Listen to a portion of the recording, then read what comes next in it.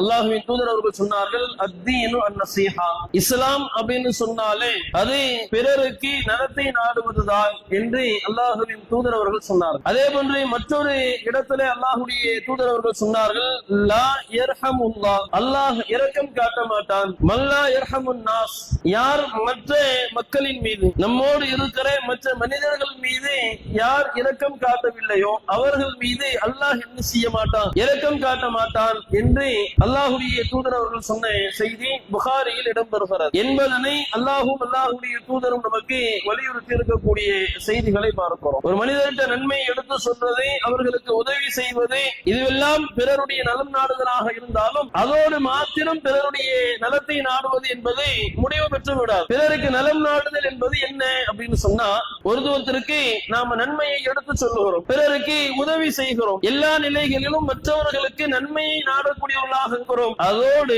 நம்மால் மற்றவர்களுக்கு எந்த தீங்கும் நடந்துவிடக் கூடாது, அதையும் நாம கவனிக்கணும் என்பதும் பிறருடைய நலத்தை நாடுவதில் இருக்கிறது. திருச்சியில நடைபெறுகிற ஒரு நிகழ்வு, ஒரு கணவன் மனைவி இரண்டு நபர்கள் வீட்டுக்கும் பக்கத்துல ரோட்டை கிராஸ் பண்றதுக்காக வேண்டி என்ன செய்யறாங்க, நிக்கிறாங்க. அவங்களும் டூ வீலர்ல தான் நிக்கிறாங்க. பாதி ரோட்டை கிராஸ் பண்ணிட்டு அதை நிக்கக்கூடிய இடத்தில் சரியாக ஓரமான இடத்துல நின்று கொண்டு அடுத்த பாதி ரோட்டை கிராஸ் பண்றதுக்காக வேண்டி நிற்கிற பொழுது இரண்டு சிறுவர்கள் என்ன செய்யறாங்கன்னா, கேடிஎம் பைக்ல வேகமா வர்றாங்க. வேகமாக வரக்கூடியவர்கள் ஆனால் வந்த ஸ்பீடு கண்ட்ரோல் பண்ண முடியாம அந்த கணவன் மனைவியினுடைய வண்டியில, குறிப்பாக அந்த பின்னால் உட்கார்ந்த பெண்மணியினுடைய காலில் வாகனம் இடிக்கிறது. அந்த நபர் பறந்து போய் விழுகிறார். நடுவிலே வைக்கப்பட்டிருக்கிற டிவைடர்ல தலை அடிக்கப்படுகிறது. ஏறத்தாழ பல மாதங்கள் கோமாவில இருந்து பல லட்சம் ரூபாய் செலவு செய்து அந்த பெண்மணிக்கு கால்ல பிளேட் வைக்கிறாங்க. இந்த விபத்து நடைபெறுகிறது. நடைபெறதுக்கு முன்னாடி இவர் எப்படி இருந்தவர் அப்படின்னு சொன்னா, வெளிநாட்டுல சர்வ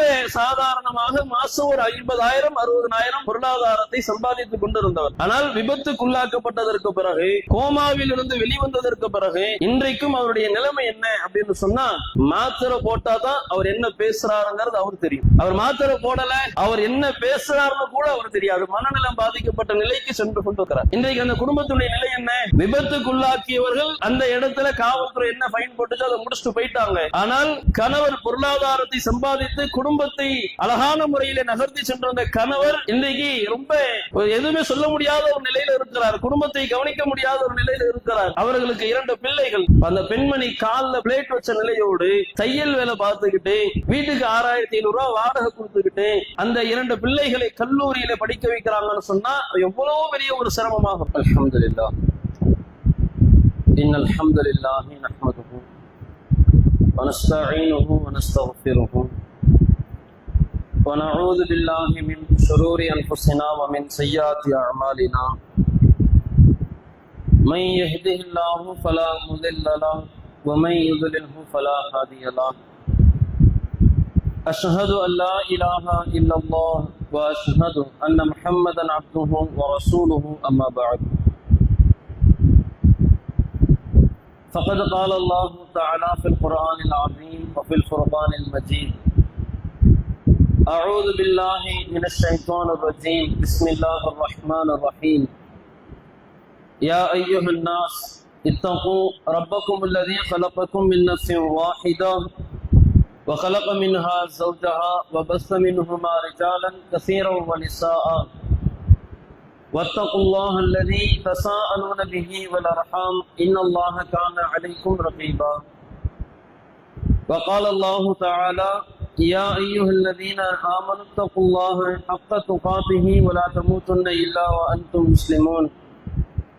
وقال الله تعالى: يا أيها الذين آمنوا اتقوا الله قولوا قولا سديدا يصلح لكم أعمالكم ويغفر لكم ذنوبكم ومن يطع الله ورسوله فقد فاز فوزا عظيما.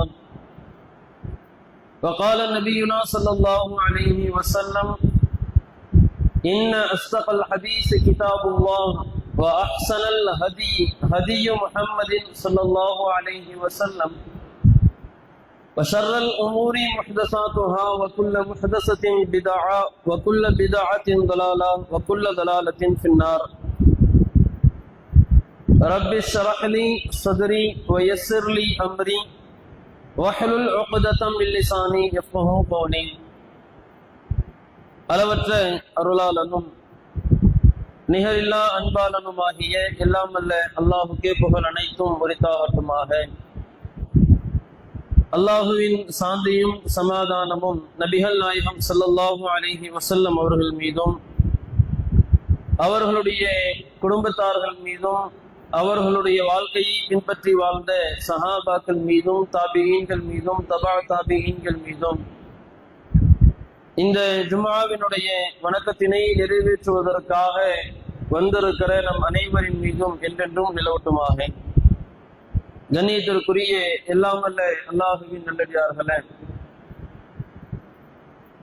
அல்லாஹுடைய மிகப்பெரும் கிருபையினால் இறைவனுக்கு சொந்தமாக இருக்கிற இஸ்லாமிய மார்க்கத்தை நாம் ஏற்றிருக்கிறோம். நாம் ஏற்றிருக்கிற இந்த இஸ்லாமிய மார்க்கத்தை பொறுத்தவரையில்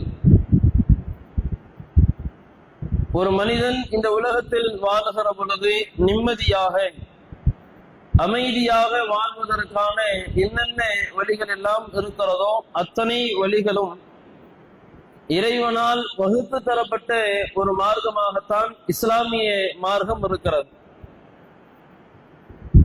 அதே தருணத்தில் இஸ்லாமிய மார்க்கத்தை பொறுத்தவரையில் மனிதன் இந்த உலகத்தில் வாழுகிற பொழுது மிக சிறப்பாக அவனுடைய செயல்பாடுகள் அமைவதற்கான அத்தனை உபதேசங்களையும் அத்தனை வழிகாட்டுதல்களையும் இஸ்லாமிய மார்க்கம் நமக்கு தெள்ள தெளிவாக எடுத்து சொல்லி இருக்கிறது. அப்படி இறைவனால் நமக்கு செய்யப்பட்டிருக்கிற உபதேசங்களில் இறைவனால் நமக்கு சொல்லப்பட்டிருக்கிற வழிகாட்டுதலில் மிக முதன்மையான ஒரு வழிகாட்டுதல் என்ன அப்படின்னு சொன்னா, இந்த உலகத்தில் வாழுகிற ஒவ்வொரு மனிதரும் எல்லா நிலைகளிலும் எல்லா நேரத்திலும் பிற மனிதர்களுடைய நலத்தை நாடுவதை இஸ்லாம் நமக்கு மிக அதிகமாக வலியுறுத்தி சொல்லியிருக்கிறது. எந்த அளவிற்கு இஸ்லாம் நமக்கு பிறருடைய நலத்தை நாடுவதை குறித்து வலியுறுத்தி இருக்கிறது என்று பார்த்தோமேயானால், அல்லாஹுடைய தூதர் அவர்கள் சொல்லக்கூடிய செய்திகளில் பார்க்கிறோம். முஸ்லிமிலே பதிவு செய்யப்படுகிறது. அல்லாஹுவின் தூதர் அவர்கள் சொன்னார்கள், அத்தீனு அன்-நஸீஹா, இஸ்லாம் அப்படின்னு சொன்னாலே அது பிறருக்கு நலத்தை நாடுவதுதான் என்று அல்லாஹுவின் தூதர் அவர்கள் சொன்னார்கள். அதே போன்று மற்றொரு இடத்திலே அல்லாஹுடைய தூதர் அவர்கள் சொன்னார்கள், லா யர்ஹமுல்லாஹ், அல்லாஹ் இரக்கம் காட்ட மாட்டான். மல்லா யர்ஹமுன் நாஸ், யார் மற்ற மக்களின் மீது நம்மோடு இருக்கிற மற்ற மனிதர்கள் மீது யார் இரக்கம் காட்டவில்லையோ அவர்கள் மீது அல்லாஹ் என்ன செய்ய மாட்டான், இரக்கம் காட்ட மாட்டான் என்று அல்லாஹுடைய தூதர் அவர்கள் சொன்ன செய்தி புகாரியில் இடம்பெறுகிறது. இப்படி பல நபிமொழிகள் நமக்கு சொல்லுகிற செய்தி என்ன அப்படின்னு சொன்னால், உலகத்தில் வாழுகிற பொழுது நாம் செய்கிற ஒவ்வொரு செயல்பாட்டிலும் பிறருடைய நலத்தை நாடக்கூடியவர்களாக இருக்கணும் என்பதனை அல்லாஹும் அல்லாஹுடைய தூதரும் நமக்கு வலியுறுத்தி இருக்கக்கூடிய செய்திகளை பார்க்கிறோம். இப்ப பொதுவாக மக்கள் மத்தியில பிறருக்கு நலம் நாடுதல் அப்படின்னா என்ன அப்படின்னு கேட்டா, பொதுவாக நாம் சொல்லக்கூடிய பதில் எவ்வாறு இருக்கிறது, எப்படி இருக்கும் அப்படின்னா, என்னோடு இருக்கிற என்னுடைய நண்பர்கள், என்னுடைய அண்டை வீட்டார், பக்கத்து வீட்டுல இருக்கிறவங்க, நான் இருக்கக்கூடிய பகுதிகளில் வசிக்கக்கூடியவர்கள், என்னுடைய உறவுகள், இவர்கள் யாராவது கஷ்டப்படக்கூடியவர்களாக இருக்கிறார்கள், அவர்களுக்கு ஏதாவது ஒரு தேவை இருக்கிறது, அந்த கஷ்டத்தை நான் சரி செய்கிறேன், அந்த தேவையை நான் சரி செய்வதற்கு அவர்களுக்கு உதவுகிறேன், அவர்களுக்கு நான் நன்மையை நாடுகிறேன். இது பிறருடைய நலத்தை நாடுவதை என்று நாம சொல்லிக் கொண்டிருக்கிறோம். உண்மையில் பிறருக்கு நலம் நாடுதல் என்றால் என்ன அப்படின்னு பார்த்தால், ஒரு மனிதர்கிட்ட நன்மையை எடுத்து சொல்றது, அவர்களுக்கு உதவி செய்வது, இதுவெல்லாம் பிறருடைய நலம் நாடுதலாக இருந்தாலும் அதோடு மாத்திரம் பிறருடைய நலத்தை நாடுவது என்பது முடிவு பெற்று விடாது. பிறருக்கு நலம் நாடுதல் என்பது என்ன அப்படின்னு சொன்னா, ஒருத்தருக்கு நாம நன்மையை எடுத்து சொல்லுகிறோம், பிறருக்கு உதவி செய்கிறோம், எல்லா நிலைகளிலும் மற்றவர்களுக்கு நன்மையை நாடக்கூடியவர்களாக இருக்கிறோம். அதோடு நம்மால் மற்றவர்களுக்கு எந்த தீங்கும் நடந்துவிடக் கூடாது. அதையும் நாம கவனிக்கணும். நாம் ஒரு செயலை செய்கிற பொழுது, நாம் ஒரு காரியத்தில் ஈடுபடுகிற பொழுது, நான் இந்த காரியத்தை செய்வதால் மற்றவர்களுக்கு எந்த வகையிலும் துன்பம் ஏற்பட்டுவிடக் கூடாது, மற்றவர்களுக்கு எந்த விதமான பாதிப்பும் ஏற்படுத்திவிடக் கூடாது, மற்றவர்களை சிரமத்திற்கு உள்ளாக்கியவர்களாக நான் ஆக்கிவிடக் கூடாது என்பதும் பிறருடைய நலத்தை நாடுவதில் இருக்கிறது. ஏன் இதை இங்க சொல்ல வேண்டிய சூழல் என்ன அப்படின்னு சொன்னா, இன்றைக்கு இருக்கிற காலகட்டத்துல பிறருக்கு நன்மையை நாட வேண்டும் என்கிற அடிப்படையில் தன்னுடைய இரத்தத்தை தானம் செய்ய முன்வரக்கூடியவர்கள், பிறருக்கு நன்மை நாட வேண்டும் என்கிற எண்ணத்துல பிறருடைய நலத்தை நாடுகிறோம் என்கிற அடிப்படையில் பொருளாதார உதவியை செய்து மற்றவர்களுடைய கஷ்டத்தை தீர்க்க நினைக்கக்கூடியவர்கள், மற்றவர்களுடைய வாழ்வாதாரத்திற்கு உதவி செய்யக்கூடியவர்கள், நம் செயல்பாடுகளை வைத்து மற்றவர்கள் பாதிப்புக்குள்ளாக்கப்படுகிறார்களா என்பதை யோசிப்பது கிடையாது.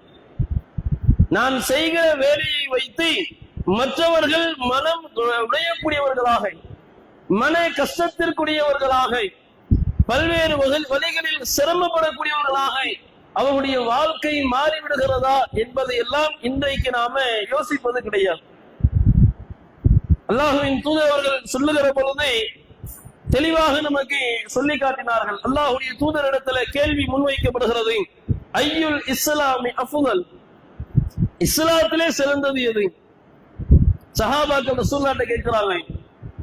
அல்லாஹுவின் தூதர் அவர்கள் பதிலளிக்கிறார்கள், மன் சலிமல் முஸ்லிமூன மின் லிசானிஹி வ யதிஹி, எந்த ஒரு முஸ்லிமினுடைய நாவிலிருந்தும் கரத்திலிருந்தும் மற்றவர்கள் பாதுகாப்பு பெறவில்லையோ, மற்றவர்களுக்கு துன்பங்கள் இல்லாமல் பாதுகாப்பாக இருக்கிறாரோ அதுதான் சிறந்தது. என்னுடைய நாவாலும் என்னுடைய கருத்தாலும் மற்ற எந்த மனிதர்களுக்கும் எந்த துன்பத்தையும் நான் தரல, என்னிலிருந்து அவர்கள் பாதுகாப்போடு இருக்கிறார்கள் என்றால் அவன் அந்த செயல்பாடு இஸ்லாத்தில் சிறந்தது அப்படின்னாங்க ரசூலுல்லாஹ். இன்னைக்கு நம்முடைய நடைமுறை வாழ்க்கை எடுத்து பாருங்க. இன்றைக்கு இருக்கிற காலகட்டம் நாம் செய்யக்கூடிய செயல்பாடுகள், நம்மளுடைய விளையாட்டுத்தனமாக நம்மிடத்தில் இருக்கக்கூடிய சில நிகழ்வுகள் பல மனிதர்களுடைய வாழ்க்கையை புரட்டி போட்டு இருப்பதை பார்க்கலாம்.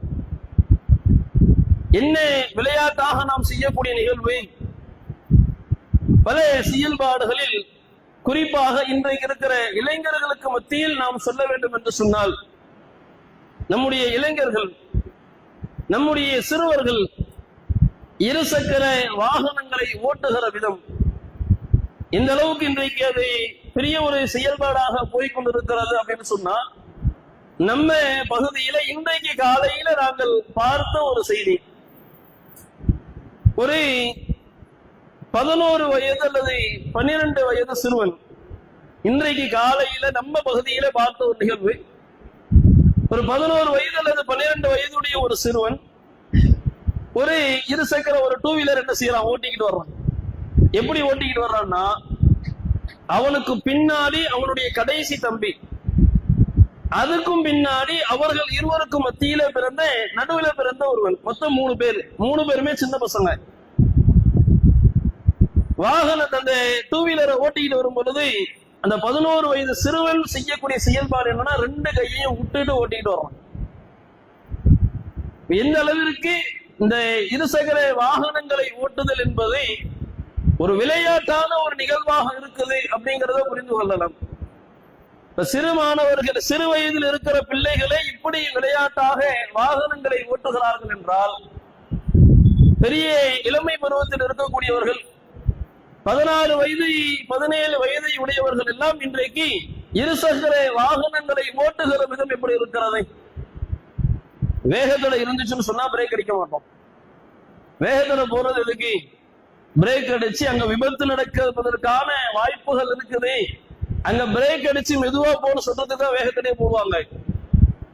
நம்ம இன்றைக்கு இருக்கிற பசங்க வண்டி ஓட்டும் பொழுது வேகத்தடை இருக்கிற இடங்களில் வண்டியை நிறுத்துவதற்கான வேலையே கிடையாது.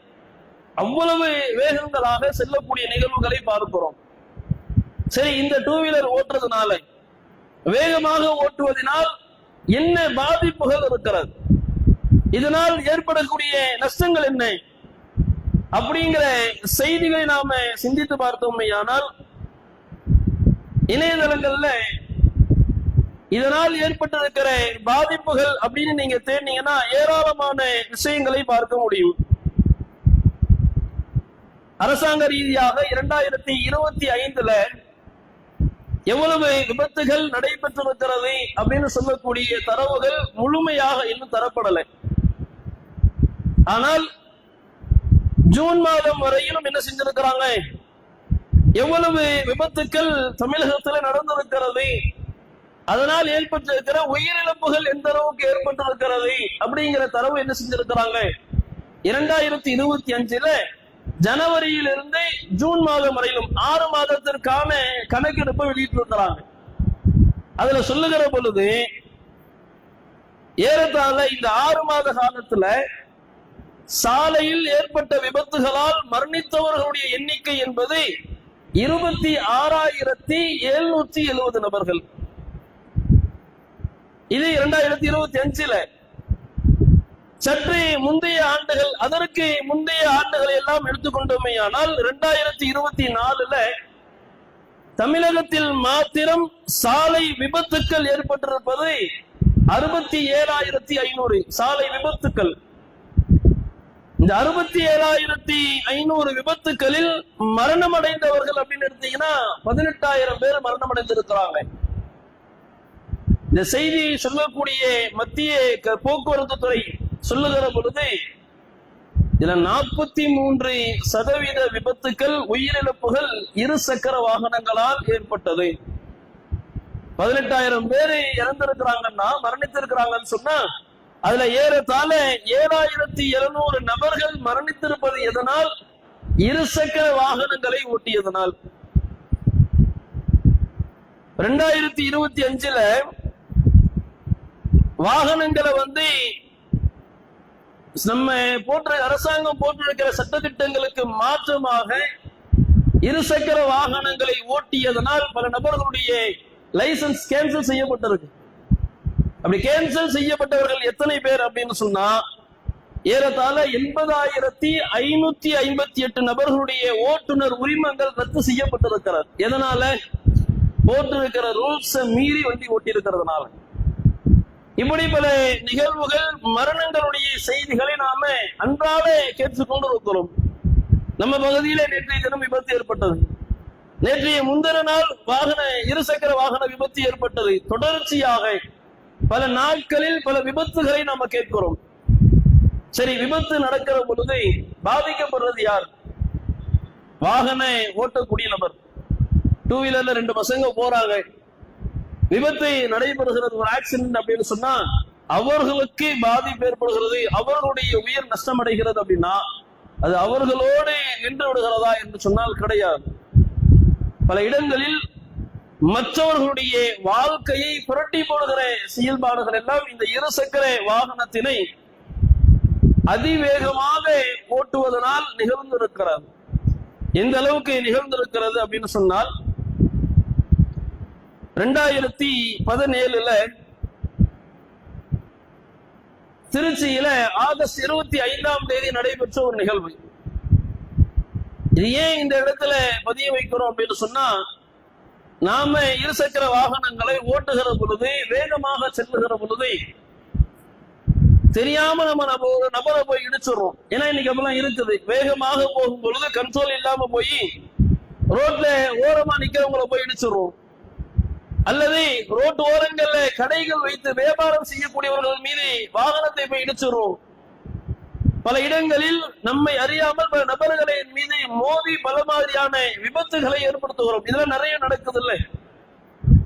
அப்படியான விபத்துக்கள் ஒரு மனிதரை எந்த அளவுக்கு மாற்றி விடுகிறது, ஒரு குடும்பத்தை எந்த அளவுக்கு சிரமத்திற்குள்ளாக மாற்றி விடுகிறது என்பதற்கு ஒரு பாடமாக இருக்க வேண்டும் என்பதற்காக வேண்டி இந்த செய்தியை சொல்லுகிறோம். 2017 ஆகஸ்ட் 25 திருச்சியில நடைபெறுகிற ஒரு நிகழ்வு. என்ன நிகழ்வு அப்படின்னு சொன்னா, ஒரு கணவன் மனைவி 2 நபர்கள் வீட்டுக்கும் பக்கத்துல ரோட்டை கிராஸ் பண்றதுக்காக வேண்டி என்ன செய்யறாங்க, நிக்கிறாங்க. அவங்களும் 2 வீலர்ல தான் நிக்கிறாங்க. திருச்சியில 4 வழி சாலை தானே, பாதி ரோட்டை கிராஸ் பண்ணிட்டு அதை நிற்கக்கூடிய இடத்தில் சரியாக ஓரமான இடத்துல நின்று கொண்டு அடுத்த பாதி ரோட்டை கிராஸ் பண்றதுக்காக வேண்டி நிற்கிற பொழுது 2 இளைஞர்கள், ஒரு 16-17 வயதில் இருக்கக்கூடிய நபர்கள், 2 சிறுவர்கள் என்ன செய்யறாங்கன்னா, கேடிஎம் பைக்ல வேகமா வர்றாங்க. வேகமாக வரக்கூடியவர்கள் திரும்புவதற்காக இருக்கக்கூடிய இடத்துல வர்றதுக்கான வேலையே கிடையாது. ஆனால் வந்த ஸ்பீடு கண்ட்ரோல் பண்ண முடியாம அந்த கணவன் மனைவியினுடைய வண்டியில, குறிப்பாக அந்த பின்னால் உட்கார்ந்த பெண்மணியினுடைய காலில் வாகனம் இடிக்கிறார். அந்த நபர் பறந்து போய் விழுகிறார். நடுவிலே வைக்கப்பட்டிருக்கிற டிவைடர்ல தலை அடிக்கப்படுகிறது. ஏறத்தாழ பல மாதங்கள் கோமாவில இருந்து பல லட்சம் ரூபாய் செலவு செய்து அந்த பெண்மணிக்கு கால்ல பிளேட் வைக்கிறாங்க. இவர் எப்படி இருந்தவர்? இந்த விபத்து நடைபெறதுக்கு முன்னாடி இவர் எப்படி இருந்தவர் அப்படின்னு சொன்னா, வெளிநாட்டுல சர்வ சாதாரணமாக மாசம் ஒரு 50,000-60,000 பொருளாதாரத்தை சம்பாதித்துக் கொண்டிருந்தவர். ஆனால் விபத்துக்குள்ளாக்கப்பட்டதற்கு பிறகு, கோமாவில் இருந்து வெளிவந்ததற்கு பிறகு இன்றைக்கும் அவருடைய நிலைமை என்ன அப்படின்னு சொன்னா, மாத்திரை போட்டாதான் அவர் என்ன பேசுறாருங்கிறது அவருக்கு தெரியும். அவர் மாத்திரை போடல, அவர் என்ன பேசுறாருன்னு கூட அவருக்கு தெரியாது. மனநலம் பாதிக்கப்பட்ட நிலைக்கு சென்று கொண்டு இருக்கிறார். இன்றைக்கு அந்த குடும்பத்துடைய நிலை என்ன? விபத்துக்குள்ளாக்கியவர்கள் அந்த இடத்துல காவல்துறை என்ன ஃபைன் போட்டுச்சோ அதை முடிச்சுட்டு போயிட்டாங்க. ஆனால் கணவர் பொருளாதாரத்தை சம்பாதித்து குடும்பத்தை அழகான முறையில நகர்த்தி சென்ற அந்த கணவர் இன்றைக்கு ரொம்ப எதுவுமே சொல்ல முடியாத ஒரு நிலையில இருக்கிறார். குடும்பத்தை கவனிக்க முடியாத ஒரு நிலையில இருக்கிறார். அவர்களுக்கு 2 பிள்ளைகள். அந்த பெண்மணி கால்ல பிளேட் வச்ச நிலையோடு தையல் வேலை பார்த்துக்கிட்டு வீட்டுக்கு 6,500 ரூபாய் வாடகை கொடுத்துக்கிட்டு அந்த 2 பிள்ளைகளை கல்லூரியில படிக்க வைக்கிறாங்கன்னு சொன்னா எவ்வளவு பெரிய ஒரு சிரமமாகும். கணவருடைய ஒத்துழைப்பு கிடையாது, வேறு யாருடைய ஒத்துழைப்பும் இல்லாமல் ஒரு பெண்மணி இன்னும் கால்ல பிளேட்டை எடுக்கல. காரணம் என்னன்னா, எடுக்கிறதுக்கு பொருளாதார வசதி கிடையாது. அவ்வளவு சிரமப்பட வேண்டிய ஒரு நிலைக்கு அவருடைய வாழ்க்கை மாறியது எதனால் அப்படின்னு சொன்னா, 2 சிறுவர்கள் அதிவேகமாக வாகனத்தை ஓட்டி சென்றதனால் ஏற்பட்ட விளைவு. இந்த மாதிரி எத்தனை நபர்களுக்கு நடைபெற்றிருக்கும், எத்தனை நபர்களுடைய வாழ்க்கை மாறி இருக்கும், யோசிச்சு பாருங்க. அதே ஒரு இடத்துல 2 வீலர்ல போய் ஒரு நபரை வேகமா போய் இடிக்கிறோம். விபத்தான இடத்தில் அந்த மனிதரை மரணித்து விட்டார் என்று சொன்னால் நம்முடைய நிலைமை என்ன? அல்லாஹ்வுடைய பார்வையில் நம்ம என்ன ஸ்பீட்ல போகணும், என்ன கண்ட்ரோல்ல போகணுங்கிற ஒரு வழிமுறை நமக்கு சொல்லப்படுகிற பொழுது அதை தாண்டி விளையாட்டாக என்னால் எவ்வளவு வேகமா வேண்டுமானாலும் போக முடியும், என்னால நான் எவ்வளவு ஸ்பீடா போனாலும் நான் கண்ட்ரோல் பண்ணிக்குவேன்னு சொல்லி அதிவேகமான ஸ்பீட்ல போய் ஒரு மனிதரை இடித்து அவர் அந்த சபையில் மரணித்தார் என்று சொன்னால் கொலையினுடைய குற்றம் வருகிறார். தேவையில்லாமல் அநியாயமாக ஒரு நபரை கொலை செய்கிற பொழுது இஸ்லாம் சொல்லக்கூடிய சட்டம் என்ன? அல்லாஹ் ரப்பல் ஆலமீன் திருமறையில அழகாகவே சொல்லி காட்டுகிறான். மன் கத்தல நஃப்ஸன், ஒருவர் ஒரு மனிதரை கொலை செய்து விடுகிறார். இதற்கு பிகைரி நஃப்ஸின், கொலைக்கு பதிலாகவோ அல்லாமல், அல்லது ஃபசாதின் ஃபில் அர்தி, பூமியில் ஏற்படுகிற குழப்பத்திற்காக இல்லாமல், இந்த 2 காரணமும் இல்லாமல் ஒருவர் ஒரு மனிதரை கொன்று விட்டார் என்று சொன்னால் ஃபகஅன்னமா கத்தலன் நாஸ ஜமீஆ, ஒட்டுமொத்த சமுதாயத்தையும் அவர் கொலை செய்ததற்குரிய நபராக கணக்கெடுக்கப்படுகிறார். அல்லாஹ் ரப்பல் ஆலமீன் திருமறையிலே சொல்லுகிறானே. இப்ப நம்முடைய விளையாட்டுத்தனம், நாம் செல்லுகிற அதிவேகமான வாகனம் ஓட்டுவதன் மூலமாக ஒரு உயிர் நம்மால் பறிக்கப்படுகிறது என்று சொன்னால் எவ்வளவு பெரிய குற்றத்தை செய்தவராக இஸ்லாத்தின் பார்வையில், அல்லாஹுவின் பார்வையில் நாம் கணக்கெடுக்கப்படுகிறோம். என்றைக்காவது யோசித்திருக்கிறோமா? இன்றைக்கு என்ன நிலைமை?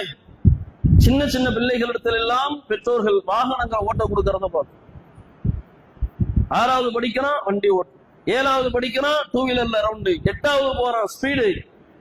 ஸ்லோவா ஓட்டுறாங்கன்னா எங்கேயுமே அந்த சிறுவர்கள் கூட இன்னைக்கு என்ன செய்யறது இல்லை, நாம் ஓட்டக்கூட வண்டியை மெதுவாக ஓட்டி செல்வோம் என்கிற நிலை கிடையாது. எல்லோரும் என்ன செய்யறோம், வேகமாக செல்லக்கூடிய நிலைகளை பார்ப்போம். விபத்தில் மாத்திரம் மற்றவர்களுக்கு நாம துன்பத்தை கொடுக்கல. நாம யோசிப்போம், நான் வேகமா போறேன், ஆனால் நான் யாரையும் ஆக்சிடென்ட் பண்ணல, யாருக்கும் எந்த விதமான துன்பத்தை நான் ஏற்படுத்த நினைப்போம். அப்படி அல்ல. நன்றாக கவனித்து பாருங்கள். ரோட்ல நாம வேகமாக வாகனங்களை ஓட்டுகிற பொழுது வயதானவர்கள் வீதியில போனாங்கன்னா ஒதுங்கிடுவாங்க. இவன் போற ஸ்பீடுக்கு நம்மளை இடிச்சாலும் நம்ம மௌத்தா போயிடுவோம், ஒதுங்கிடுவாங்க. அதுவே மற்றவர்களுக்கு பல இடங்களில் பயத்தை ஏற்படுத்தக்கூடிய நிகழ்வு. இன்னும் சில நபர்களுடைய வண்டிகளை பார்க்கிறோம், ஹார்னுடைய சத்தம். வீட்டுல எத்தனையோ வீடுகள்ல நோயாளிகள் படுத்திருப்பாங்க, யோசிக்கிறதே இல்லை. எல்லா இடத்திலும் சத்தமாக ஹார்ன் அடிச்சுக்கிட்டே நம்ம பசங்க போவாங்க. அதனால் எத்தனை நபர்கள் துன்பத்திற்கு உள்ளாக்கப்படுவார்கள், மன உடைச்சலுக்கு ஆளாக்கப்படுவார்கள். இன்றைக்காவது யோசிச்சிருக்கிறோமா? இஸ்லாமிய மார்க்கம் பிறருடைய நன்மையை நாட சொல்வது என்பது நல்லதை சொல்லணும், நல்லதை செய்யணுங்கிறதுல மாத்திரம் இல்லை, மற்றவர்களுக்கு நாம் எந்த வகையிலும் துன்பத்தை தந்துவிடக் கூடாது என்பதையும் சேர்த்துதான் இஸ்லாம் நமக்கு சொல்லுகிறது. நம்ம ஒவ்வொரு செயல்பாடையும் என்ன செய்யணும் அப்படின்னா, செயல்பாடுகளை செய்கிற பொழுது நான் இந்த இடத்தில் வேகமாக சென்றால் யாருக்காவது பாதிப்பு இருக்காது. நான் இந்த இடத்துல ஹாரன் அடிக்கிறேன் தேவையில்லாமல், ஒரு அவசியம் ஏற்படுகிறது ஹாரன் அடிக்கலாம், பிரச்சனை இல்லை. தேவையில்லாமல் அந்த இடத்துல ஹாரன் அடிக்கிறேன்னா இதனால் மற்றவர்களுக்கு பாதிப்பு இருக்கா யோசிக்கணும். வண்டியினுடைய சத்தங்களை மாற்றுகிறோம். வண்டியை இரவுல ஆன் பண்ணு சொன்னா தூங்கிட்டு இருக்கிற அத்தனை பேரும் எந்திரிச்சிருவாங்க. அவ்வளவு சத்தமாக வண்டியினுடைய சத்தங்கள் மாற்றப்படுகிறது.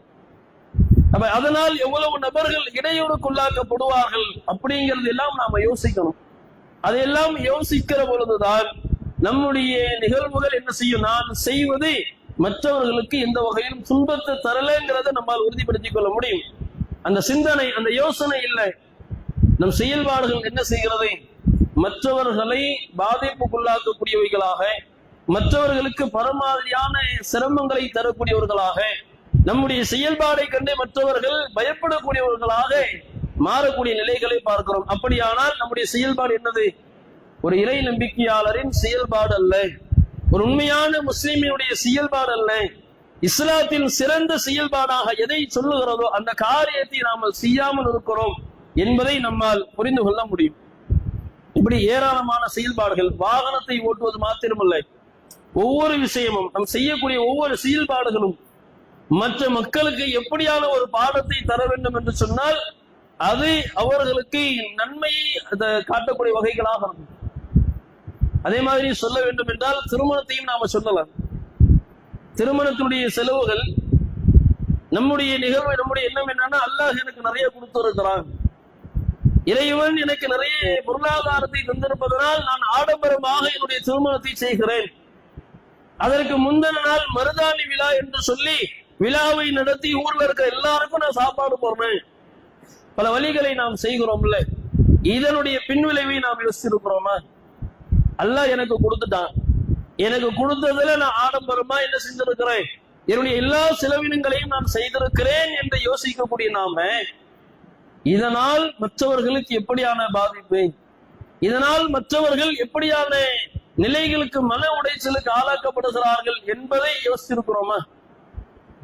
இதனுடைய விளைவு இன்னைக்கு எந்த அளவுக்கு போயிருச்சு அப்படின்னு சொன்னால், திருமணம் ஆடம்பரமாக நடத்தப்படுவதால், அதற்கு முந்தைய இரவுல நிகழ்ச்சி வைத்து விருந்து வழங்கப்படுவதால், அல்லது தேவையில்லாத விருந்துகள் அந்த இடத்தில் நடத்தப்படுவதால் எப்படியான மன உடைச்சல் மாற்றப்பட்டிருக்கிறது அப்படின்னு சொன்னா, இஸ்லாம் சொன்னது மாதிரி எளிமையாக திருமணம் நடத்துவதற்கு இன்றைக்கு பல நபர்கள் யோசிக்கிறார். ஏன் அவங்க இப்படி ஆடம்பரமா நடத்தி இருக்கிறாங்க? என்னுடைய உறவுகளுடைய வீட்டுல, என்னுடைய இந்த சொந்தக்காரங்க வீட்டுல நைட்டு விருந்து கலைச்சிருக்கிறாங்க, நான் விருந்து கலைக்கலன்னா என்ன ஒரு மாதிரி பேசுவாங்க. நான் என் திருமணத்தை மண்டபத்தை ஆடம்பரமா நடத்தல அப்படின்னு சொன்னா என்ன கொஞ்சம் மட்டமா இலக்காரமாக பேசுவாங்க. மற்றவர்களுடைய நிலையை யோசித்து யோசித்து ஆடம்பரமாக பல சிரமங்கள், பல கடன்களை வாங்கி ஆடம்பரமாக திருமணம் நடத்தக்கூடிய ஒரு சூழல். ரசூலுல்லாஹ் சொன்னது மாதிரி எளிமையாக திருமணம் நடத்துவதற்கு யோசிக்கக்கூடிய ஒரு சூழல் இன்றைக்கு மாறி இருக்கிறது என்றால் அடிப்படை என்ன காரணம்? எவ்வளவு செல்வம் இருந்தாலும் அல்லாஹ் எனக்கு செல்வத்தை கொடுத்திருக்கிறார். ஆனால் ரசூலுல்லாஹ் சொன்னது மாதிரி நான் என்னுடைய செலவுகளை குறைத்துதான் திருமணத்தை நடத்துவேன்னு நாம நடத்தணும்னா மற்றவருடைய மனநிலை எப்படி மாறும்? அவ்வளவு பெரிய செல்வந்தராக இருந்தாலும் இஸ்லாத்தை சுன்னத்தின் அடிப்படையில் திருமணத்தை எளிமையாக அழகாக நடத்தி இருக்கிறார். நான் ஏன் எளிமையா நடத்தக்கூடாதுன்னு யோசிப்பான். நம்ம ஆடம்பரம் அதிகமான செலவினங்களை போட்டு திருமணத்தை நடத்தி காட்டுகிற பொழுது மற்றவங்க நம்ம வேற மாதிரி பேசுவாங்கன்னு சொல்லி இவர்களும் பல கடன்களை பெற்று திருமணத்தை ஆடம்பரமாக நடத்தக்கூடிய நிலைகளை பார்க்கிறோம். நம்ம செய்கிற நிகழ்வுகள் எல்லாம் மற்றவர்களுக்கு என்ன செய்யணும்? நன்மையின்பால் வழிகாட்டக்கூடியதாக இருக்கும். நம்முடைய செயல்பாடுகள் மற்றவர்களை என்ன செய்யணும்? இஸ்லாத்தின்பால் நன்மைகளை செய்வதன்பால் அழைக்கக்கூடிய நிகழ்வுகளாக இருக்கணும். அப்படியான செயல்களை செய்வதுதான் பிறருடைய நலத்தை நாடுவது. ஒவ்வொரு இடத்திலும் ஒவ்வொரு செயல்களிலும் இந்த செயலை செய்கிற பொழுது மற்றவர்கள் இதை ஏற்றுக்கொண்டு இஸ்லாத்தை புரிந்து கொள்வார்களா? மற்றவர்களுக்கு இது சிரமத்தை ஏற்படுத்துமா? மற்றவர்களுக்கு இது மன உடைச்சலை ஏற்படுத்துமா? இதனால் மற்றவர்களுக்கு பாதிப்பு ஏற்படுமா என்பதை எல்லாம் கவனித்து நம்முடைய ஒவ்வொரு செயல்பாடுகளையும் அமைத்துக் கொண்டால்தான் நாம் இந்த உலகத்தில் வாழுகிற பொழுது இஸ்லாம் சொன்ன அறிவுறுத்தலின்படி சரியாக வாழ்ந்திருக்கிறோம் என்று சொல்ல முடியும். அப்படி இல்லை, இந்த உபதேசங்கள், இறைவனுடைய இந்த உபதேசங்கள், பிறருடைய நன்மை நாடுகிற விஷயங்கள்ல இருக்கிற உபதேசங்களை நாம் அலட்சியப்படுத்துகிறோம் என்று சொன்னால் பல இடங்களில் அல்லாஹ்வின் தூதரவர்கள் இதை இறை நம்பிக்கையாளரின் அடையாளம் என்று சொல்லியிருக்கிறாங்க. நாம் அதை விட்டே வெளியேறியவர்களாக மாறிவிடுகிறோம் என்பதை நினைவிலே வைத்து நம்முடைய ஒவ்வொரு செயல்பாடுகளிலும் பிறருக்கு நன்மையை நாடக்கூடியவர்களாக அமைத்துக் கொண்டு நாளை மறுமையில் வெற்றி பெறுகிற பாக்கியத்தை வல்ல இறைவன் நம் அனைவருக்கும் தந்தல் புரிவானாக என்கிற பிரார்த்தனையோடு எனது முதல் உரையை நிறைவு செய்கிறேன். வாஹிர் தவானா அல்ஹம்துலில்லாஹி ரப்பில் ஆலமீன். அஸ்ஸலாமு அலைக்கும் வரஹ்மத்துல்லாஹி வபரகாத்துஹு.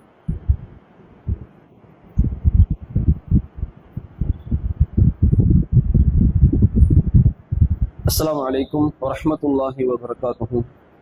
அளவற்ற அருளாளனும் நிகரற்ற அன்புடையவனுமாகிய எல்லாமல்ல அல்லாஹுக்கே புகழ் அனைத்தும் உரித்தாகட்டமாக. கண்ணியத்திற்குரிய எல்லாமல்ல அல்லாஹுவின் நல்லடியார்களே, இந்த ஜும்மாவினுடைய முதல் உரையில் பிறர் நலம் நாடுதல் என்பது வெறுமென மக்களுக்கு உதவிகளை செய்வதிலும் நன்மையான விஷயத்தை எடுத்து சொல்வதில் மாத்திரமல்ல, நம்மினுடைய ஒவ்வொரு செயல்பாடுகள் மூலமாகவும் பிற மனிதர்கள் துன்பத்திற்கு ஆளாகி விடாமல், பிற மனிதர்களுக்கு சிரமங்களை ஏற்படுத்தி விடாத அளவிற்கு அவ்வளவு மற்றவர்களை நம்மால் மற்றவர்கள் பாதுகாப்பு அடையக்கூடிய நிலையில் இருக்க வேண்டும் என்பது குறித்த சில செய்திகளை இந்த ஜும்மாவுடைய முதல் உரையிலே நாம சொல்லியிருக்கிறோம். அதனுடைய தொடர்ச்சியாக அல்லாஹுவின் தூதர் ஸல்லல்லாஹு அலைஹி வஸல்லம் அவர்கள் ஒரு இறை நம்பிக்கையாளர், அல்லாஹுவை உள்ளத்தால் ஏற்று நம்பிக்கை கொண்டிருக்கிற இறை நம்பிக்கையாளர்களுடைய பண்புகள் குறித்து அல்லாஹுடைய தூதர் அவர்கள் சொல்லுகிற பொழுது சொல்லி காட்டினாங்க. லா யுமினு அஹதுக்கும், உங்களில் ஒருவர் இறை நம்பிக்கையாளராக ஆக மாட்டார். ஹத்தா யுஹிப்பு லி அஹீஹி மா யுஹிப்பு லி நஃப்ஸிஹி, உனக்கு நீ எதை விரும்புகிறாயோ, உனக்கு எதுவெல்லாம் நடக்க வேண்டும் என்று நீ ஆசைப்படுகிறாயோ, உனக்கு எதெல்லாம் கிடைக்க வேண்டும் என்கிற எண்ணம் என்ற விருப்பம் உன்னுடைய உள்ளத்தில் இருக்கிறதோ, இவைகள் அனைத்தும் உன்னுடைய சகோதரனுக்கும் நீ விரும்பணும். உன்னுடைய சகோதரனுக்கு நீ என்ன செய்யணும்? இதெல்லாம் கிடைக்க வேண்டும் என்கிற ஆசை இருக்கணும்.